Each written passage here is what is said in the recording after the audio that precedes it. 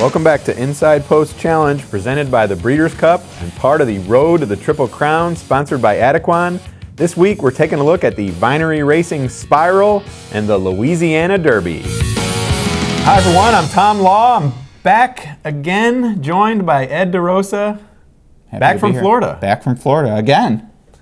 Yeah, how was the weather? Awesome. 75 degrees. Tampa Bay was wonderful. Love the downs there. Not too big on the race. Not sure how many of those we'll see on the Derby Trail, but I think we have two good races this weekend. Yeah, two very, very good races. Louisiana Derby, mile and eighth race, $1 million on the dirt. Big bucks. Really shapes up as you know, sort of a last stepping stone for the horses down there. Fairgrounds meet comes to an end pretty soon. And then we also have the Vinery Racing Spiral Stakes, now renamed the first year that Vinery's sponsored that race, $500,000, mile and eighth on the Polytrack up at Turfway.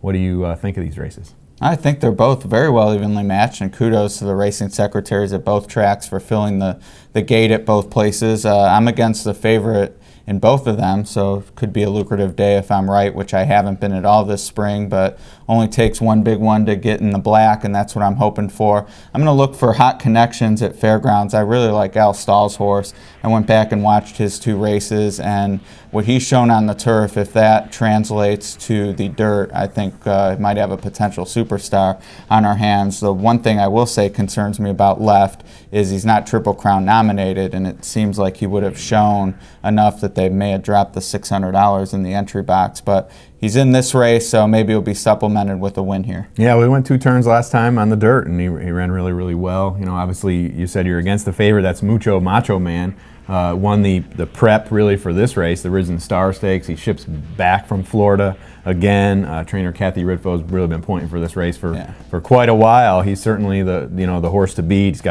starting to rack up the graded stakes earnings. So, you know, he really merits a good chance in here. You know, Neil Howard has Wilkinson in here, the horse that won the LeCompte way back in January. And Garrett Gomez is coming in for the ride. He should be pretty tough in here. That's my pick in here. All right. Well, and then we go to the Spiral, and the favorite there is also the horse who won the local prep, Battaglia winner, Positive Response.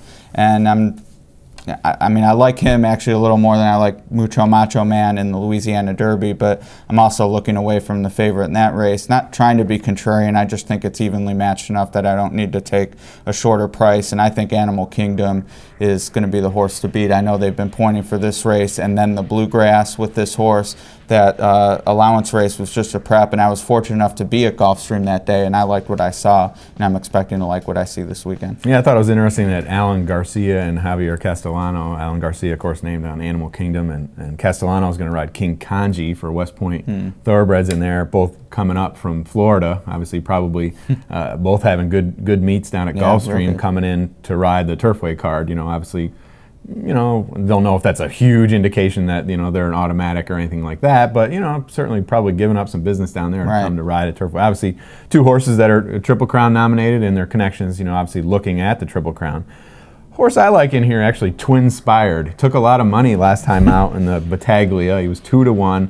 He had a bad start in there. He actually finished 4th in there behind Positive Response and, you know, a couple others that are also running back in here in the Vinery Spiral.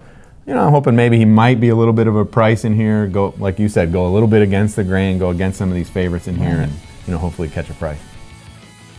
Two races in the challenge this week, so you have a chance to get right back into the picture or get yourself started and get on the road to winning the Breeders' Cup tickets. Thank you and good luck.